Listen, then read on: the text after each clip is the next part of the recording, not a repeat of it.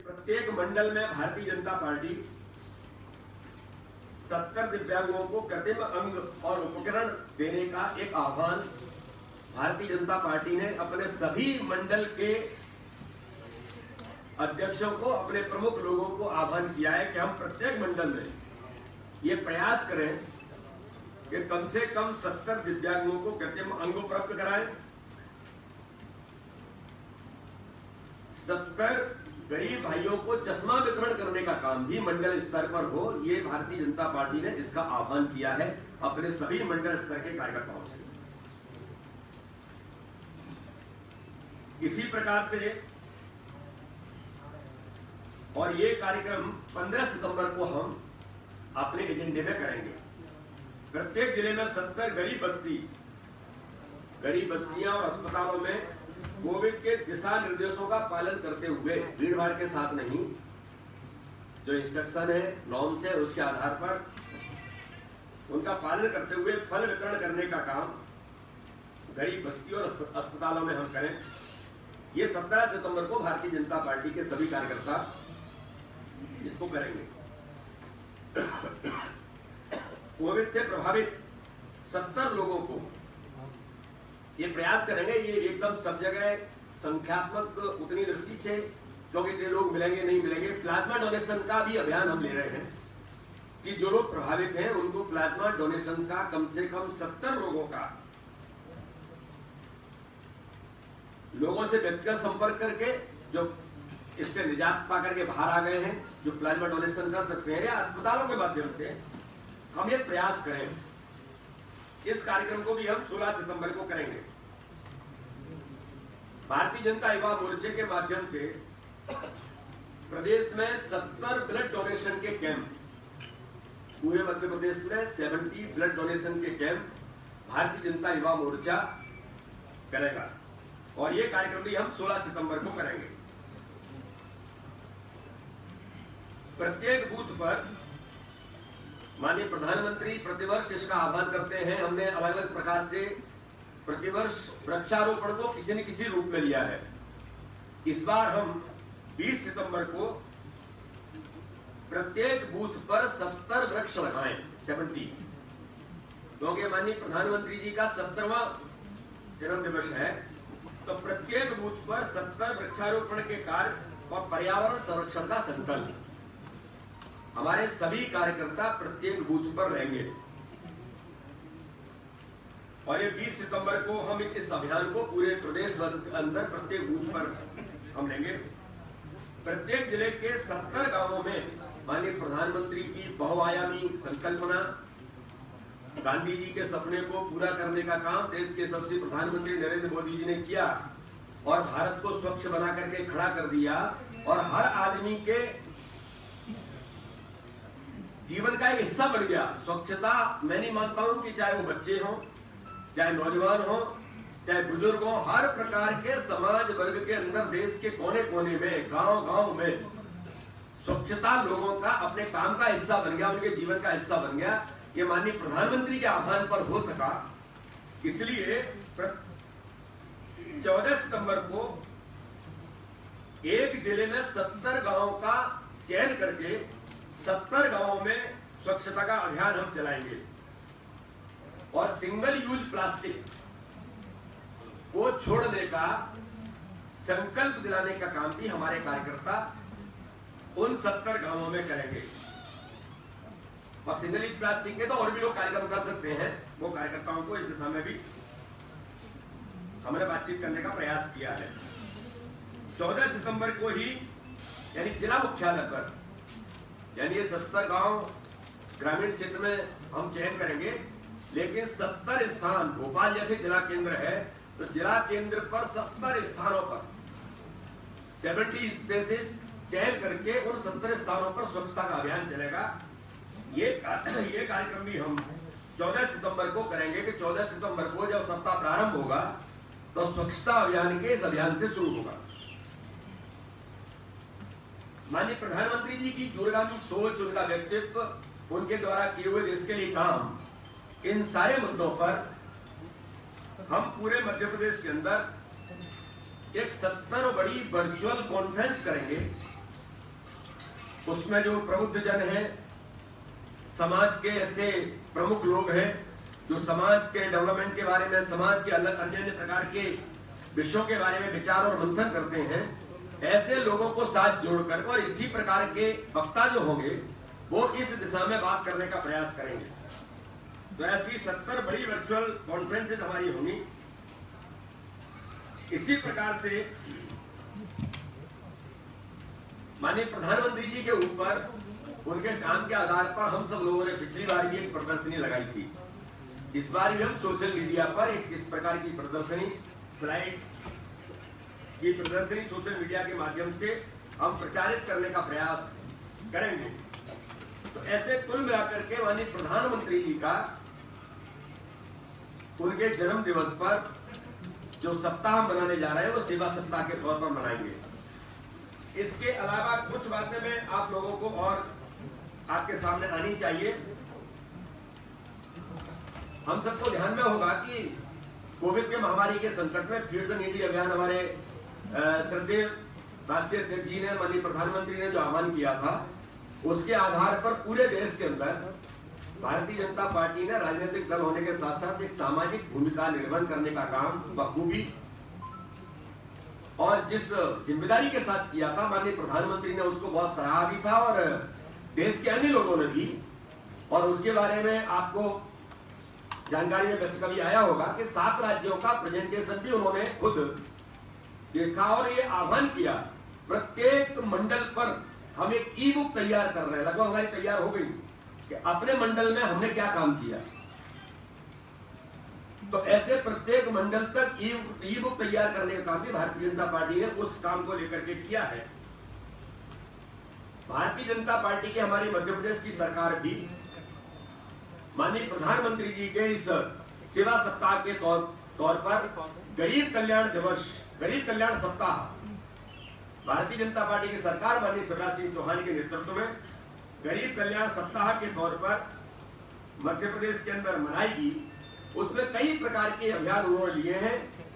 प्रधानमंत्री जी के जन्म दिवस की पूर्व संध्या पर यानी 16 तारीख को 37 लाख लोगों को,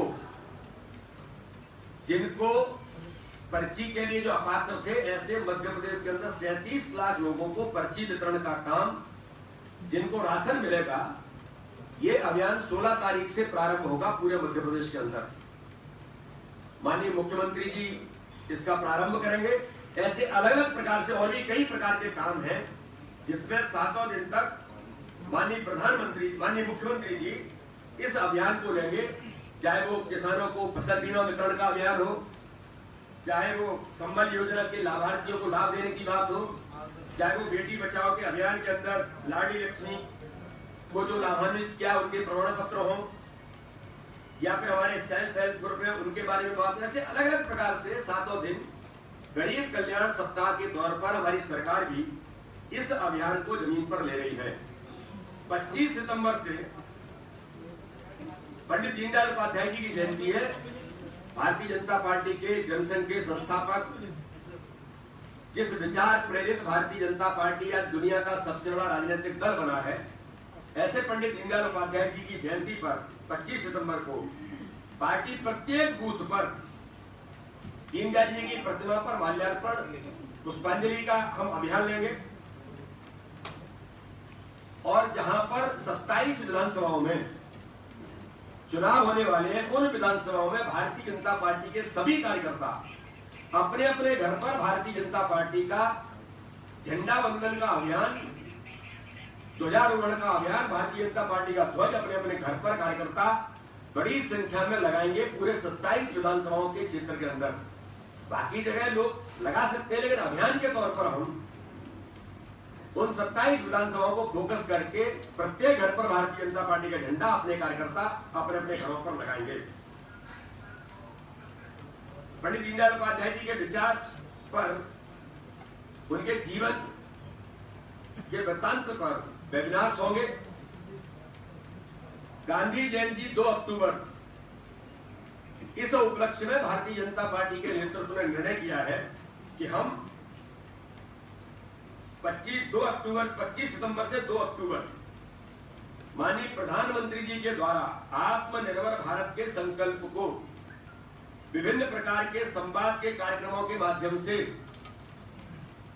जन तक पहुंचाने का काम करेंगे। खादी का उपयोग एवं स्थानीय उत्पाद वोकल फॉर लोकल का जो नारा माननीय प्रधानमंत्री ने दिया है, इसको नीचे जमीन पर उतारने का काम भी हम इस दिशा में करेंगे। इससे आत्मनिर्भर भारत के पैकेज का ये अभियान बड़े पैमाने पर पूरे मध्य प्रदेश के अंदर और देश के अंदर चलेगा।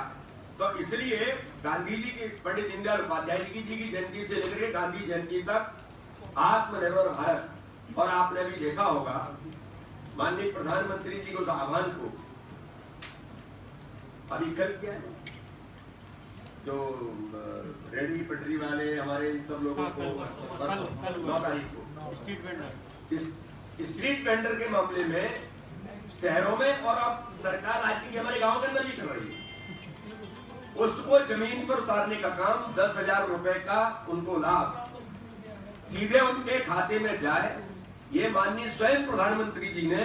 और आपको बताने में मुझे गर्व है कि भारतीय जनता पार्टी की मध्य प्रदेश की सरकार माननीय शिवराज सिंह चौहान के नेतृत्व में पूरे भारत के अंदर सर्वाधिक संख्या में लगभग 60% लोग मध्य प्रदेश के उसमें लाभान्वित हुए हैं।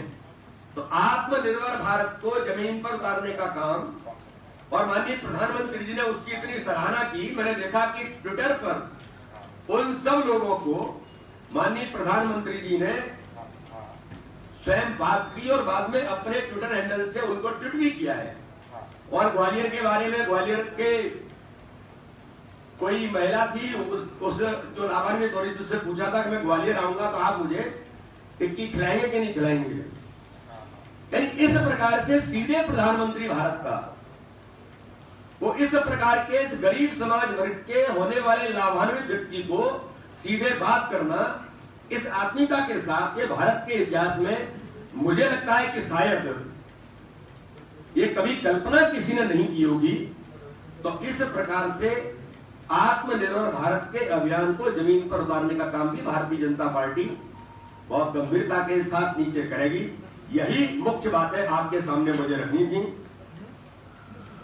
जो मैंने आपके सामने रखी है। और कल एक महत्वपूर्ण निर्णय मीडिया के सामने मैं बोलता रहता हूं कि आप सब लोगों ने देखा होगा कि मध्य प्रदेश का, पहले मैं कहता था कि मध्य प्रदेश का दुर्भाग्य है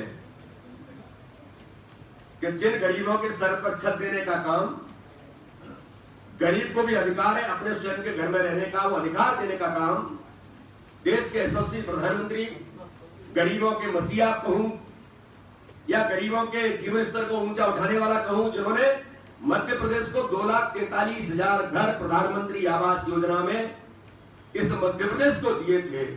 दुर्भाग्य मैंने इसलिए कहा कि कमलनाथ जी की सरकार थी। मैं किसी की आलोचना नहीं करना चाहता, बड़ा पॉजिटिव दिन है आज, मैं किसी की आलोचना के पक्ष में नहीं जाना चाहता, लेकिन कहना इसलिए आवश्यक है कि संदर्भ है कि 2,43,000 घर मध्य प्रदेश के उन गरीबों को मिलते 25% मैचिंग ग्रांट नहीं मिलाने के कारण कमलनाथ जी ने केंद्र की सरकार को ऑफिशियल पत्र लेकर के वापस कर दिए थे। यानी 2,43,000 गरीबों का हक कमलनाथ की सरकार ने छीन लिया था। लेकिन मुझे गर्व है इस बात का कि मेरे यशस्वी प्रधानमंत्री, मध्य प्रदेश के हमारे यशस्वी मुख्यमंत्री, उनने मिलकर के अभी कल 12 तारीख को 2 लाख घरों में गृह प्रवेशम का कार्यक्रम, 2 लाख घरों में गृह प्रवेश प्रधानमंत्री आवास योजना में हम सब पदाधिकारी, हम सब कार्यकर्ता, हमारे सभी जनप्रतिनिधि मिलकर के माननीय प्रधानमंत्री और माननीय मुख्यमंत्री उनको गृह प्रवेश का एक ऐतिहासिक कार्यक्रम कल मध्य प्रदेश के अंदर होगा। उन गरीबों के जिनने कभी कल्पना नहीं की, उनको स्वयं के घर में प्रवेश का एक बड़ा अवसर, कल 2 लाख घरों में 2 लाख परिवारों को स्वयं के घर में रहने का एक हक मिलेगा।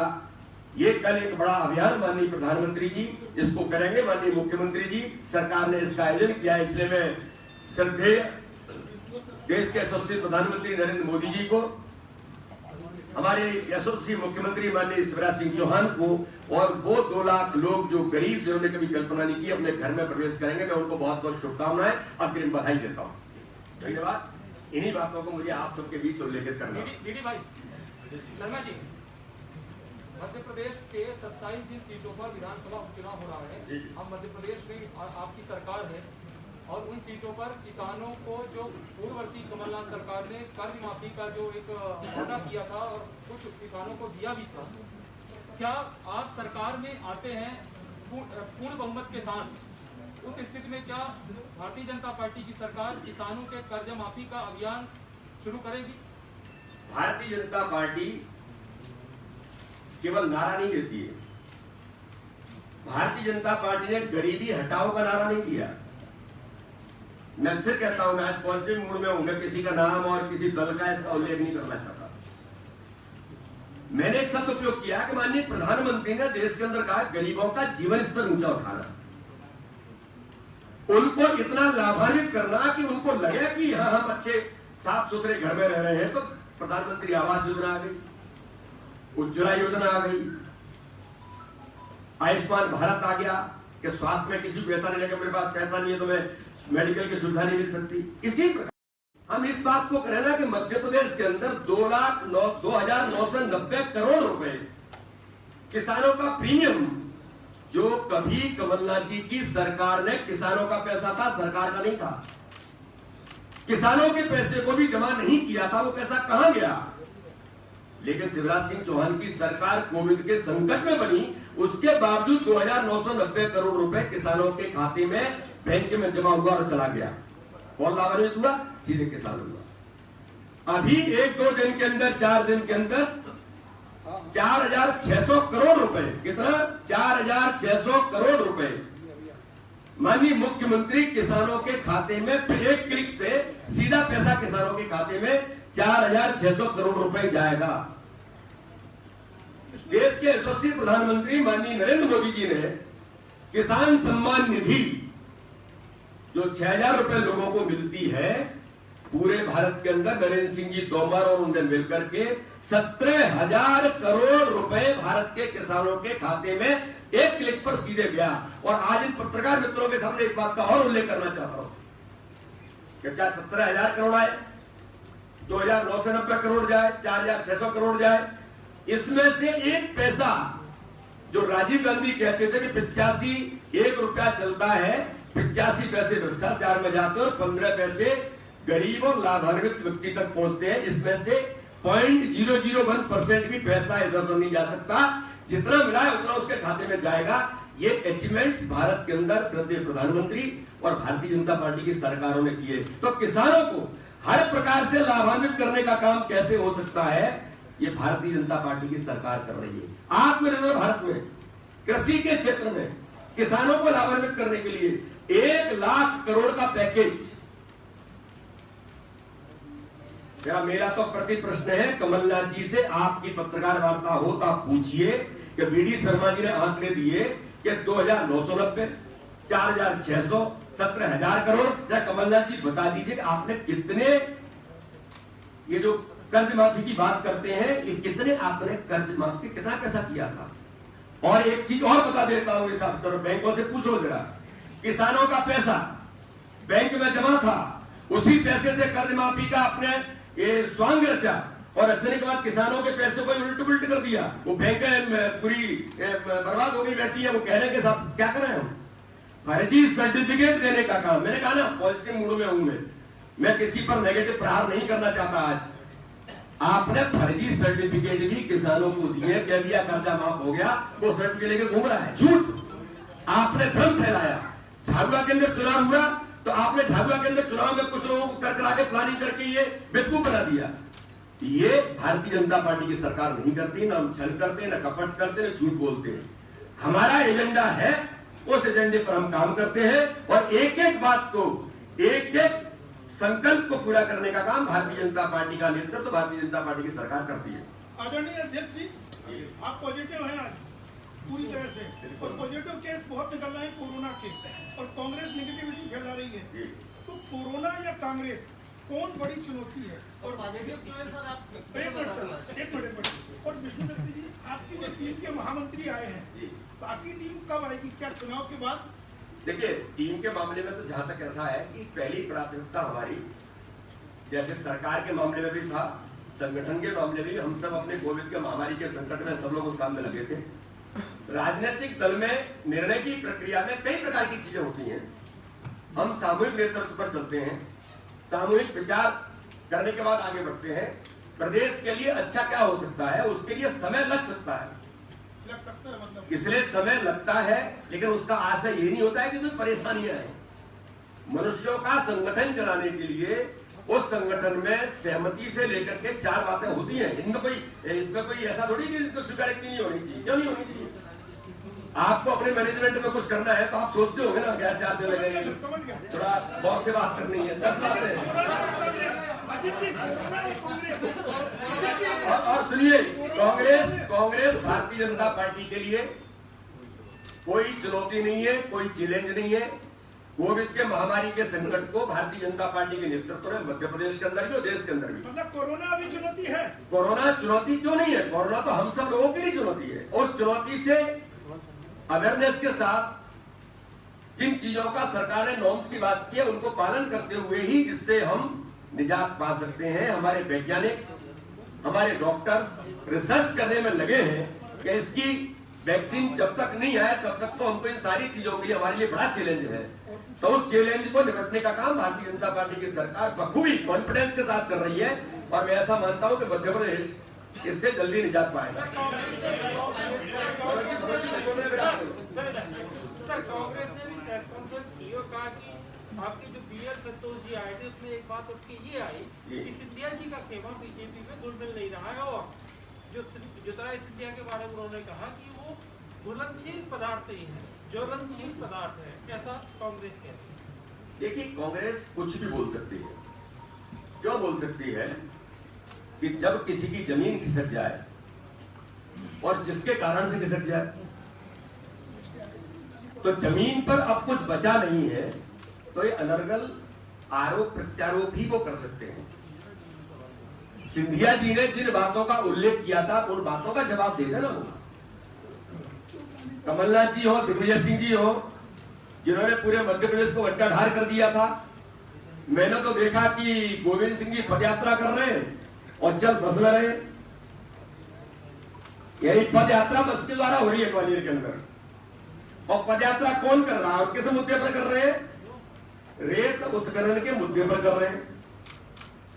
और यही गोविंद सिंह जी है, कमलनाथ की सरकार थी तब जब इन पर आरोप लगा तो इनने कहा कि नहीं, ये तो जो है अवैध उत्खनन हो रहा है, टीआई टेंडर ले रहे हैं, और इसका पैसा ऊपर तक जाता है। कहां तक जाता है? कमलनाथ जी तक या सोनिया जी तक। ऊपर यानी कांग्रेस में क्या है?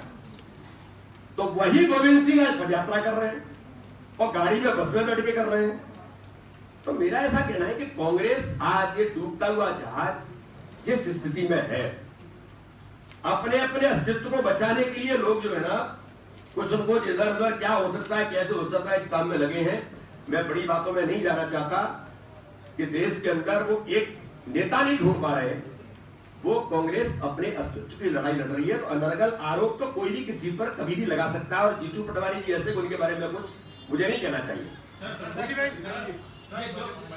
उपचुनाव में क्या मानो और महाराज जी चेहरा रहने वाले को, तो पिछले 2 दिनों के दौरे में ऐसा लग रहा है कि कहां दौरे हैं, पाकिस्तानी बड़े नेताओं को भी दरकिनार किया। बिल्कुल गलत कह रहे हैं आप।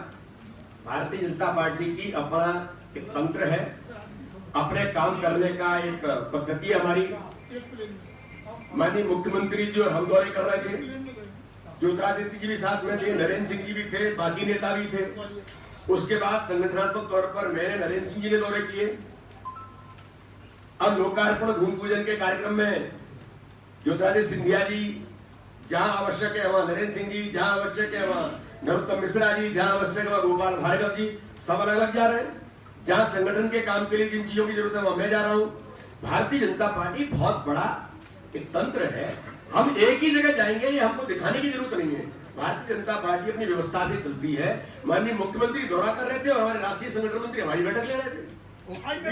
तो इसलिए ये सब चीजें भारतीय जनता पार्टी अपने अनुसार रचना करके काम करती है, वो केवल किसी को देख करके काम नहीं करती। भाजपा प्रत्याशियों की क्या क्या भाजपा नरोत्तम जी साथ साथ है ना प्लेन में? नहीं, अब वो ये मैं आपको थोड़ी बता सकता हूँ कौन कहाँ पर है। अध्यक्ष जी एक ऑडियो वायरल हो रहा है जिसमें एक कार्यकर्ता गोपाल भार्गव जी से बात कर रहा है और वो कह रहा है कि बीडी शर्मा जी कह रहे हैं कि हार जीत तो होती ही रहती है और वो स्थिति खराब बता रहा है। पहले तो मैं ये जानता हूँ कौन व्यक्ति है जिसने ये कहा है, पर ये बिल्कुल झूठ है। मैंने कहा था देखिए, कांग्रेस कुछ भी कर सकती है, कांग्रेस इतना भी कर रही है कि हमारे कार्यकर्ता को हमारा कार्यक्रम है, हमारी पद्धति में मंच पर 4 लोग बैठेंगे, लेकिन एक व्यक्ति ऐसा है कि वो मंच पर नहीं बैठा तो वो उससे भी कह रहे हैं बताओ तुम्हारा तो अपमान हो रहा है, मंच पर नहीं बैठा तो आओ हमारे साथ। जमीन खत्म हो गई है, ये वो कोई व्यक्ति है मैं जानता भी नहीं। और मुझे ऐसा लगता है कि अतिथि विद्वानों के बारे में शायद उस व्यक्ति से आप पूछेंगे, मुझे मैं इसका घमंड नहीं करता, क्रोध नहीं करता, पत्रकार मित्र मेरे जानते हैं भारतीय जनता पार्टी की सरकार थी, अतिथि विद्वानों की लड़ाई लड़ने में लाठी खाने का काम पॉलिटेक्निक चौराहे पर बीडी शर्मा कर रहे थे, जरा उससे आप पूछिएगा। और इसलिए उन सब लोगों के लिए मैंने कहा, जहां भी लोग मिले, मैं जहां पर भी गया हूं, जहां पर भी लोग मिले तो मैंने कहा कि सकारात्मक तौर पर सरकार से बात करके क्या हो सकता है, इसका समाधान निकालेंगे। लेकिन इस प्रकार के झूठ और छल ये कपट है। या तो वो व्यक्ति जिसने कहा वगैरह पता है कहा किसने ऐसा बोला, ये झूठ बोल करके भ्रम फैलाना, यही कांग्रेस का चरित्र बचा है और यही कार्यक्रम बचा है, इसके अलावा और कुछ नहीं हो सकता। सर, मध्य प्रदेश में कोरोना के मरीजों के लिए बिस्तर कम पड़ गए हैं और अब की सरकार ने आदेश दिए हैं कि 40% मरीजों को होम आइसोलेशन में रखा जाएगा। कांग्रेस ने बयान दिया है कि मध्य प्रदेश में इमरजेंसी की हालत है, मेडिकल इमरजेंसी के हालात सरकार के हाथ से निकल गए हैं, लोगों को घर से जाने में मजबूर किया जा रहा है, यहाँ राष्ट्रपति शासन लगना चाहिए। वो क्या है, कांग्रेस के लोगों के पास, मैंने फिर आपसे कह रहा हूँ, हम तो जिम्मेदार लोग हैं, आप भी जिम्मेदार है, मैं भी जिम्मेदार हूँ, सरकार भी जिम्मेदार है। मैं अभी अपने लोकसभा क्षेत्र की समीक्षा करके आया हूँ, प्रशासन के साथ दिशा की मीटिंग मैंने दोनों जिलों की पन्ना और कटनी, मैं उसका चेयरमैन हूँ। मैंने कोविड के बारे में पूछा, लोगों ने कहा कि साहब कितने बिस्तर है हमारे पास, 600 बेड हमारे पास है, एक्टिव केस कितने हैं, 80 हैं।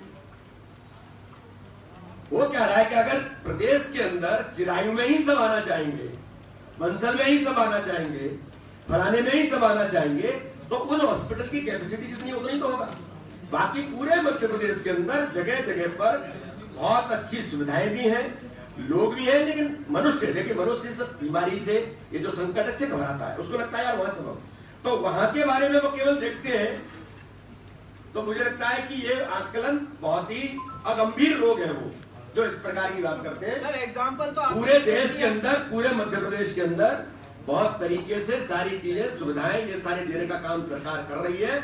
और हम तो करें जो आरोप लगा रहे हैं वो जरा बता देना कि जनवरी में केंद्र ने एडवाइजरी जारी की थी, होम मिनिस्ट्री ने, और फरवरी में आप 17 तारीख को बैठक कर रहे थे इंदौर के प्रशासन के साथ, कमलनाथ जी कलेक्टर एसपी के साथ, आपने एक लाइन कोविड के महामारी के संकट में बात की थी, कोविड आने वाला, जब जनवरी में एडवाइजरी जारी हो गई थी। अरे आप कितना झूठ बोलोगे मध्य प्रदेश से, इन चीजों से कुछ नहीं होता, केवल झूठ बोल के काम नहीं चलता। जनता सब जानती है, जो लोग हैं जिनको ट्रीटमेंट मिल रहा है वो सब समझ रहे हैं, इसलिए इनके जवाब, इनकी इस प्रकार के झूठों का जवाब अंतर्राष्ट्रीय झूठ मंडली है, दिग्विजय सिंह, कमलनाथ जी भी अब बहुत सम्मिलित हो गए, पहले मुझे नहीं लगता था, लेकिन आजकल वो भी सम्मिलित हो गए इसमें।